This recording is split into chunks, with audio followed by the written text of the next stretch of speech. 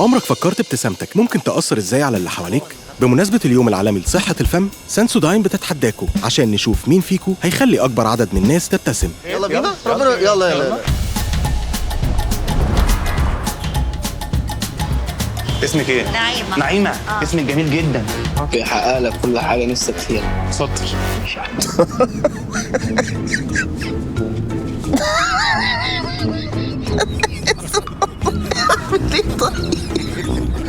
الحكايه دي انت في منتهى الشياكة. فاكرني طبعا اقول لك طلعني على الشارع وبتاع. اتفضل يا عم سعودي. مش طيب. وانت طيب يا عم سعودي. اللهم صل على النبي. بص يا باشا، انت نجم اليوم حتى لو محدش عارف. انت تاخدنا حاجه، تاخدنا صباح الفل. حاجه ثانيه. لا تمام. اضحك يا عم طارق. فون طيب. شكرا. اتفضل اتفضل يا حاج. اضحك. ده انسب وقت احسب لكم على حمص الشام. قول له يا عم بعت شربيتك ليه؟ انت بتشرب ايه؟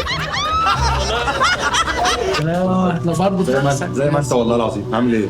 اخبارك ايه؟ اسمك كريم ايه؟ ابتسامتك بتحليك، علشان كده علاج حساسية الأسنان والاهتمام بصحة الفم مهم جدا عشان تقدر تستمتع بالأكل والشرب بدون ألم وتفضل دايما مبتسم.